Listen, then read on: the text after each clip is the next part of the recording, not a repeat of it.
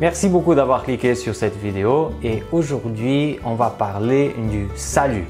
Qu'est-ce qu'on doit faire pour se sauver? Alors si tu veux savoir les réponses, reste jusqu'à la fin de cette vidéo et ouvre avec moi ou lis juste avec moi le texte qui se trouve dans l'Épître aux Romains chapitre 10 et le verset 13. Il nous dit ainsi le texte de l'apôtre Paul. Car quiconque invoquera le nom du Seigneur sera sauvé. Quiconque invoquera sera sauvé.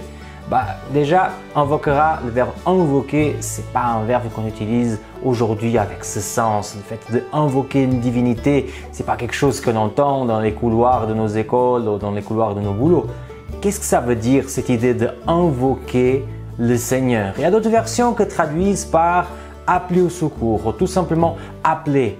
Mais est-ce que si on appelle juste Dieu, il nous sauve? Est-ce que le fait de juste dire hey, Seigneur, j'aimerais être sauvé, il va venir nous sauver? Ou est-ce qu'il faut vivre quelque chose de différent? Alors, comme je n'avais pas une réponse, je suis allé voir qu'est-ce que ce mot voulait dire, évoquer. Et en effet, c'est le verbe qui était utilisé à l'époque pour les parents lorsqu'ils donnaient un nom à l'enfant. C'est-à-dire, ça pourrait être traduit par nommer. Et ça m'a fait toute une réflexion, cette idée-là.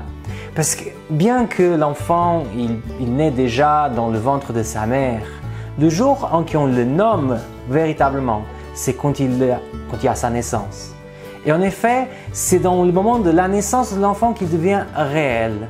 Et ce que le Seigneur souhaite, c'est pas simplement qu'on a une connaissance théorique de son existence, c'est pas juste qu'on parle de Dieu, c'est pas juste qu'on appelle comme ça, mais c'est qu'on puisse considérer que notre Dieu, il est réel. Et qu'avec un Dieu réel, on peut entrer en relation. Il y a un autre texte en Jean 17,3 qui dit que la vie éternelle, c'est qu'ils te connaissent. La vie éternelle, ce n'est pas de chercher des choses, ce n'est pas de courir après des choses, ce n'est pas d'essayer de changer le monde ou de nous changer nous-mêmes. En effet, la vie éternelle, le salut, c'est juste de considérer que le Seigneur, il est réel pour moi et de vivre une relation profonde avec lui.